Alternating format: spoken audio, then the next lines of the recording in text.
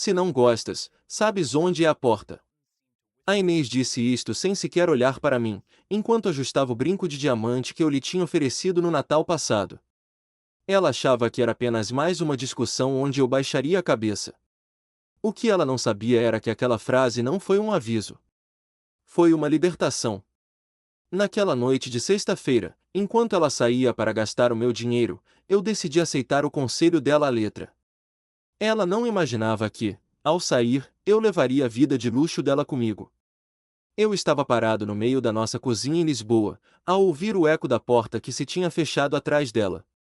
Há poucos segundos, a minha vida tinha se dividido em antes e depois.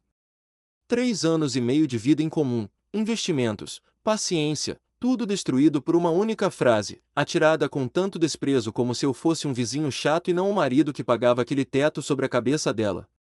A Inês estava impecável.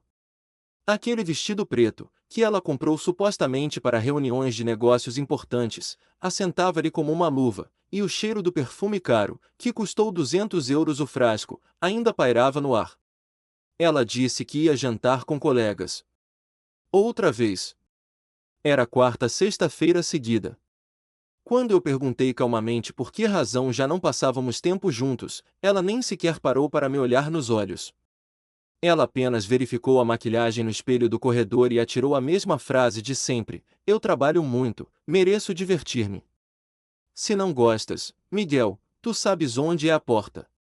O silêncio no apartamento era ensurdecedor.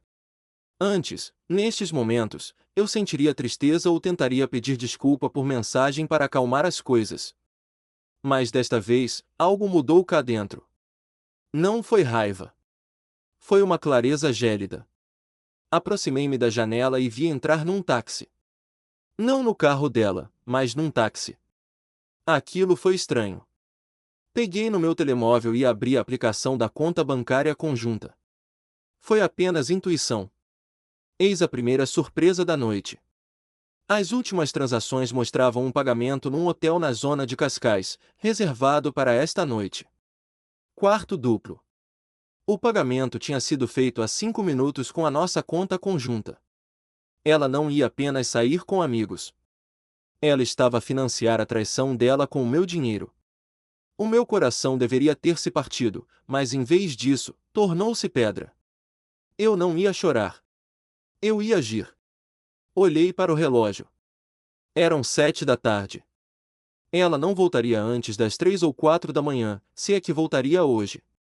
Eu tinha aproximadamente 8 horas. Liguei imediatamente ao Pedro. Ele era o meu melhor amigo desde a escola no Porto, e eu sabia que ele não faria perguntas desnecessárias. O Pedro atendeu ao segundo toque. Disse-lhe apenas o essencial: precisava da carrinha dele e de 2 pares de braços. Urgente. Sem explicações pelo telefone. Ele respondeu com uma única palavra: vou. Enquanto ele estava a caminho, comecei a operação começar do zero. Eu não ia apenas fazer uma mala de roupa. Eu ia levar tudo que me pertencia. Tudo que tornava aquele apartamento confortável para ela. Comecei pelo quarto. O meu lado do roupeiro estava organizado, o dela era o caos habitual. Tirei as malas. Roupa, sapatos, documentos, isso foi a parte fácil. Mas depois passei para a tecnologia. O portátil, o tablet, a consola de jogos que ela usava para ver séries enquanto eu fazia o jantar. Tudo comprado com os meus bônus de trabalho. Desliguei os dispositivos, enrolei os cabos. Cada fio desligado parecia o corte de um cordão umbilical que me prendia a esta vida tóxica. A seguir foi a sala de estar. A televisão enorme que compramos há 6 meses? Minha. Tirei-a da parede, deixando os buracos feios do pladur. O sistema de som? Meu. A máquina de café, sem a qual ela não conseguia começar a manhã e que nunca limpava? Também minha.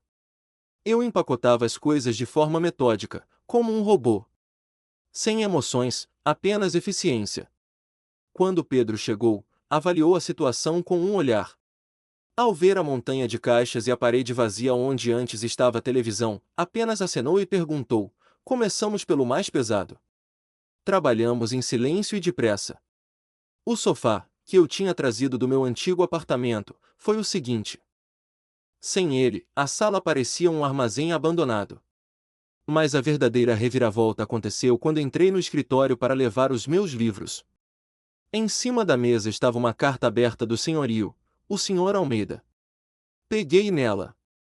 Era um aviso de aumento de renda a partir do próximo mês, que exigia confirmação até ao dia seguinte. A Inês tinha me escondido isto. Provavelmente planeava colocar-me perante o facto consumado quando já fosse tarde demais para recusar. Um plano formou-se na minha mente.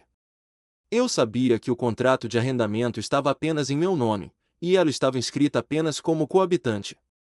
Peguei no telemóvel e marquei o número do Sr. Almeida, apesar da hora tardia. Ele era um homem da velha guarda, que respeitava a honestidade e detestava atrasos. Quando ele atendeu, falei com calma e segurança. Informei-o de que tinha recebido a carta e decidido não renovar o arrendamento. Mais do que isso, informei que estava a libertar o apartamento imediatamente, esta mesma noite. Expliquei que deixava as chaves na mesa da cozinha e que a minha parte da renda deste mês estava totalmente paga.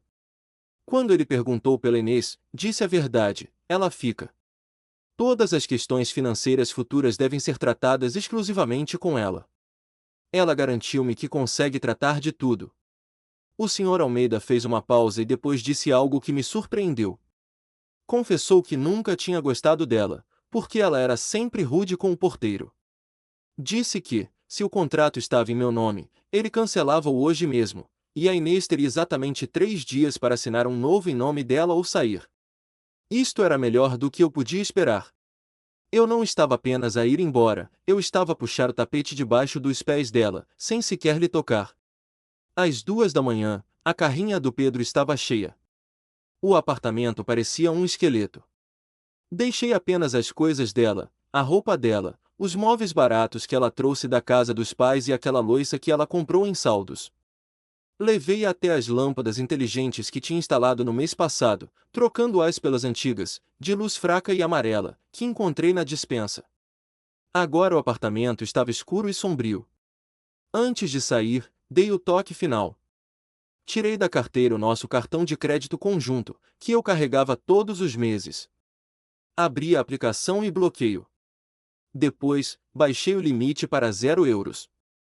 Se ela tentasse pagar aquele hotel em Cascais de manhã, teria uma surpresa desagradável. Escrevi um bilhete e coloquei-o na mesa da cozinha, ao lado das chaves. O texto era curto, encontrei a porta. Boa sorte com a renda e as contas. A propósito, o Sr. Almeida está à espera da tua chamada. Eu e o Pedro saímos para a noite fresca de Lisboa.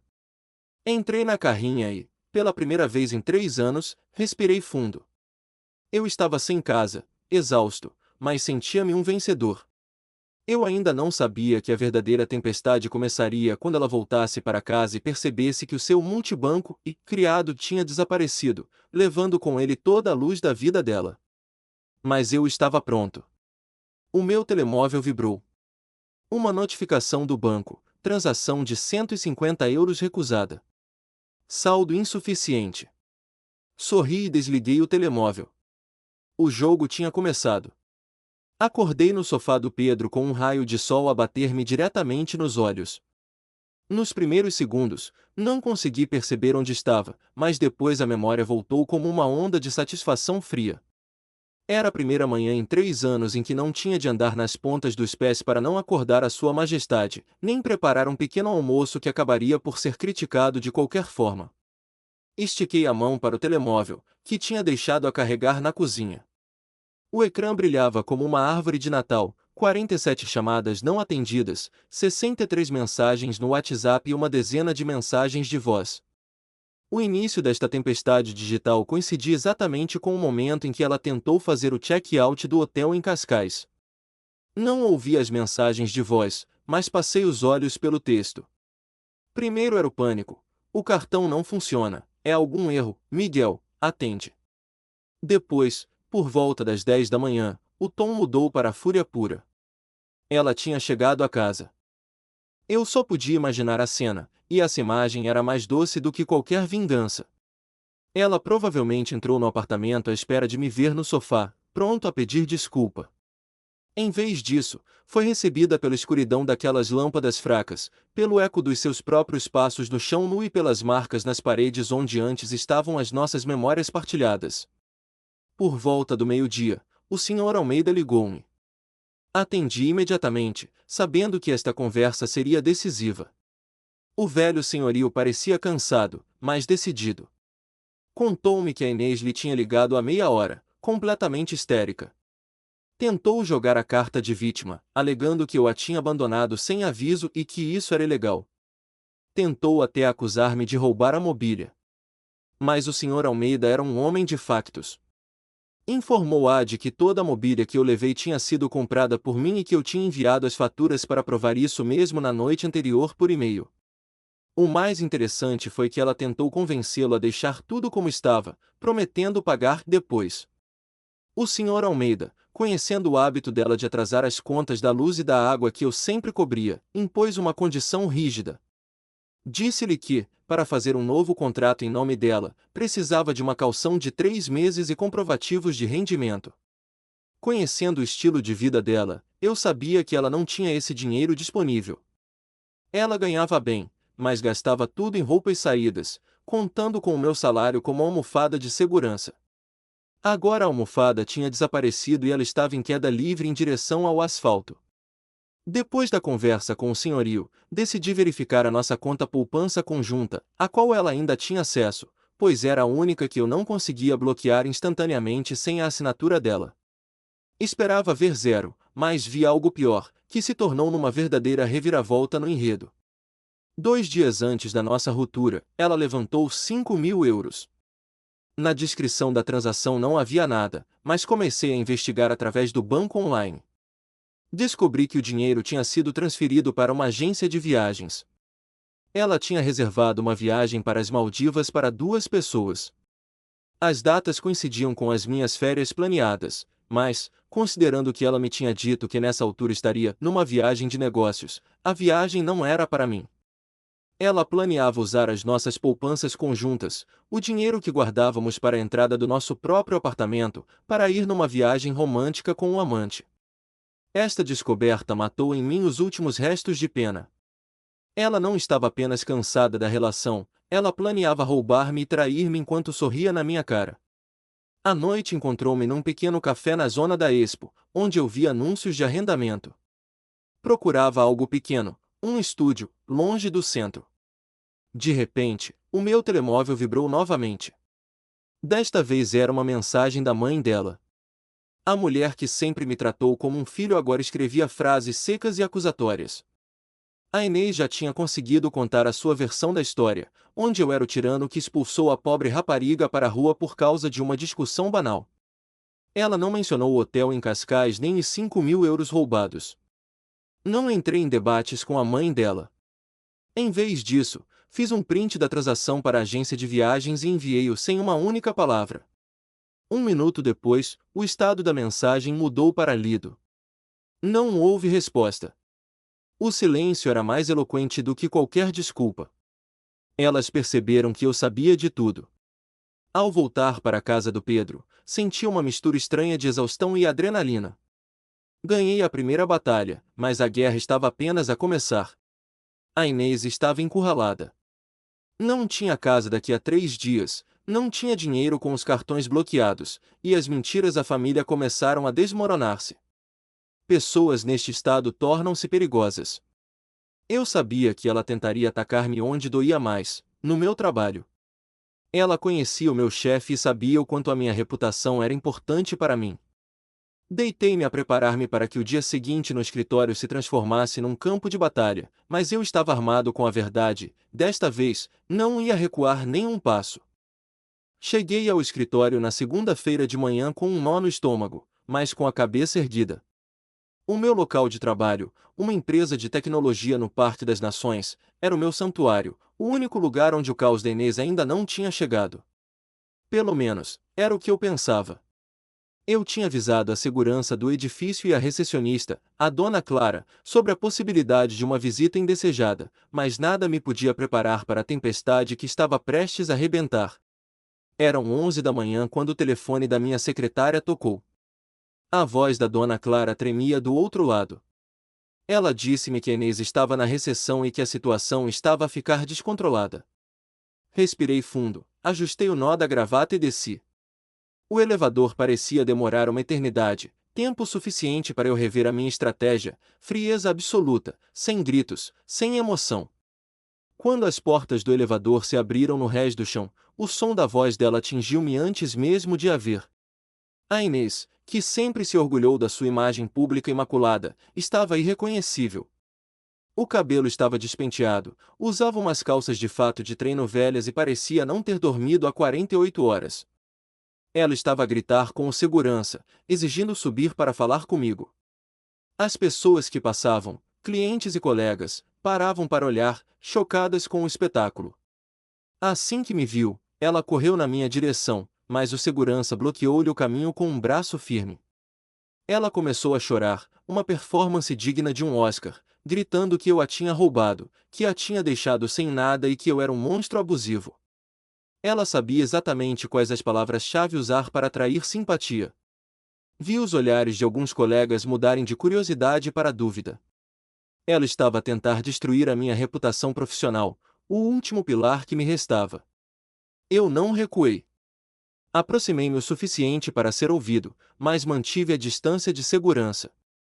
Com um tom de voz calmo, mas audível para quem estava perto, disse-lhe que a única coisa que eu tinha roubado foi a minha própria dignidade de volta. Informei-a de que o dinheiro bloqueado era meu e que os 5.000 euros que ela tinha desviado para a viagem romântica às Maldivas com o amante já tinham sido reportados ao banco como movimento fraudulento. A menção das Maldivas e do amante fez o átrio ficar em silêncio absoluto. A Inês empalideceu. A narrativa de vítima que ela estava a tentar construir desmoronou-se em segundos. Mas o verdadeiro golpe de misericórdia, aquele que eu não tinha planeado, veio do destino. Enquanto ela tentava gaguejar uma resposta, as portas giratórias da entrada abriram-se. Entrou um grupo de executivos de fatos escuros. No meio deles estava o Dr. Ricardo, o sócio sênior da empresa de consultoria onde a Inês trabalhava. O escritório deles ficava 2 edifícios ao lado, e ele estava ali para uma reunião com o meu diretor. O Dr. Ricardo parou, incrédulo, ao ver a sua gestora de marketing a fazer um escândalo no átrio de um cliente importante, vestida de forma desleixada e a ser contida por um segurança. O olhar do Dr. Ricardo cruzou-se com o da Inês. O silêncio foi quebrado pela voz dele, gelada e autoritária. Ele perguntou-lhe o que fazia ali. Acontece que a Inês tinha ligado para o trabalho nessa manhã a dizer que estava no hospital com uma emergência familiar grave, razão pela qual não podia entregar o relatório urgente daquele dia. Ali estava ela, apanhada na mentira, a fazer um espetáculo degradante sobre uma viagem às Maldivas em horário laboral. A Inês tentou arranjar uma desculpa, gaguejando algo sobre o mal-entendido, mas o Dr. Ricardo levantou a mão, interrompendo-a. Ele disse-lhe apenas para sair dali imediatamente e que teriam uma conversa muito séria nos recursos humanos assim que ela se apresentasse no escritório. A humilhação foi total. Ela não só tinha perdido o controle sobre mim, como tinha acabado de implodir a sua carreira à frente de dezenas de testemunhas. Ela olhou para mim uma última vez, com um misto de ódio e desespero puro. Eu não sorri. Não senti alegria. Apenas apontei para a saída giratória. O segurança acompanhou-a até a rua. Enquanto eu voltava para o elevador, o Dr. Ricardo aproximou-se de mim e pediu desculpa pelo comportamento da funcionária dele. Eu apenas assenti e disse que esperava que isso não afetasse a nossa relação profissional. Ele garantiu-me que não. Voltei para minha secretária e sentei-me. As minhas mãos tremiam ligeiramente, não de medo, mas da descarga de adrenalina. Enviei uma mensagem ao Pedro, ela tentou atacar no trabalho. Correu mal. Muito mal. A Inês achava que podia usar a pressão social contra mim, mas esqueceu-se de que as mentiras têm perna curta, especialmente quando se cruzam com a realidade corporativa de Lisboa. Agora, ela não tinha casa, não tinha dinheiro e, muito provavelmente, não tinha emprego. O castelo de cartas tinha caído, e eu estava a ver a poeira assentar do lado seguro da barreira. Passaram-se 2 semanas desde o desastre no átrio da empresa. A minha vida tinha entrado num ritmo estranhamente pacífico num pequeno estúdio alugado na Graça. O silêncio, que antes me assustava, agora era o meu maior aliado. No entanto, enquanto eu reconstruía minha paz, a vida da Inês estava a ser desmantelada tijolo por tijolo. Eu sabia disto não porque a procurasse nas redes sociais, mas porque a realidade financeira dela começou a bater à minha porta, ou melhor, a tocar no meu telemóvel. Começou com chamadas de números desconhecidos. Eram empresas de cobrança de crédito. Acontece que a Inês não gastava apenas o meu salário, ela tinha construído uma vida paralela baseada em cartões de crédito e empréstimos pessoais de consumo rápido, tudo para manter as aparências de uma influenciadora de sucesso perante as amigas e o tal amante. Durante a nossa relação, eu cobria as despesas da casa, o que libertava o ordenado dela para pagar os juros destas dívidas ocultas. Agora, sem o meu suporte, crucialmente, sem o emprego que perdeu após o escândalo com o Dr. Ricardo, o castelo de cartas ruiu. Os credores estavam à procura dela, e como ainda tínhamos o nome ligado em alguns registros antigos, ligavam-me a mim. Ela estava encurralada. O amante, aquele com quem ela planeava ir às Maldivas, desapareceu no momento em que o cartão foi recusado no hotel e percebeu que a mina de ouro tinha secado. Sozinha, desempregada e perseguida por dívidas que ascendiam a 30 mil euros, a Inês fez a única coisa que sabia fazer: tentou manipular-me uma última vez. Ela conseguiu interceptar-me à saída de um supermercado. Não foi uma coincidência, ela devia estar a seguir-me. A transformação era chocante. A mulher que nunca saía de casa sem estar imaculada usava roupas amarrotadas e tinha olheiras profundas que a maquilhagem barata não conseguia esconder. Ela abordou-me com uma humildade ensaiada, pedindo apenas 5 minutos para conversar no banco de jardim ali perto. Eu aceitei, movido por uma curiosidade mórbida de ver até onde ia a audácia dela. Sentados no banco frio, ela começou o discurso. Não houve pedidos de desculpas sinceros, apenas justificações. Disse-me que estava confusa, que o estresse do trabalho a tinha levado a cometer erros e que o tal homem não significava nada. Tentou convencer-me de que nós éramos uma equipe imbatível e que, se eu pagasse as dívidas urgentes dela, poderíamos começar do zero, talvez até fazer terapia de casal. Ela teve a coragem de sugerir que eu usasse as minhas poupanças de emergência para limpar o nome dela no Banco de Portugal, prometendo que me pagaria de volta assim que arranjasse um novo emprego. Eu ouvi tudo em silêncio, observando as mãos dela a tremerem. Ela não queria o marido de volta, ela queria o fiador. Ela queria o gestor de crise. Quando ela terminou, com lágrimas nos olhos à espera do meu habitual instinto de salvador, eu respirei fundo e revelei o meu último trunfo. Disse-lhe calmamente que sabia exatamente o valor das dívidas dela, cêntimo por cêntimo. Expliquei-lhe que, durante a auditoria que fiz às nossas finanças na noite em que saí, descobri que ela tinha falsificado a minha assinatura num documento de crédito automóvel há 2 anos. O carro de luxo que ela conduzia, aquele símbolo de estatuto que ela adorava exibir e que estava estacionado a poucos metros de nós, não estava em nome dela. Estava no meu. E legalmente. Como o crédito tinha parcelas em atraso que ela escondeu de mim desviando a correspondência, o banco tinha emitido uma ordem de apreensão. O rosto dela perdeu a cor. Ela começou a gaguejar, dizendo que precisava do carro para ir a entrevistas de emprego. Eu cortei o raciocínio dela. Informei-a de que não ia esperar pelo banco. Tirei do bolso a chave suplente do veículo, que tinha guardado comigo desde a compra. Disse-lhe que ia levar o carro naquele exato momento para o entregar à locadora e liquidar o restante do contrato, livrando meu nome daquela última amarra tóxica. Ela levantou-se, gritando que eu não podia fazer aquilo, que a estava a deixar a pé e sem nada. As pessoas no parque começaram a olhar, mas eu já não me importava com o espetáculo. Caminhei até ao carro, destranquei as portas e entrei. Pelo espelho retrovisor, vi a Inês parada no passeio, a chorar de verdade pela primeira vez. Não por mim, nem por nós, mas por si mesma e pela vida de plástico que tinha acabado de perder. Liguei o motor e arranquei, deixando-a ali, sozinha com as suas dívidas e a longa caminhada até casa da mãe.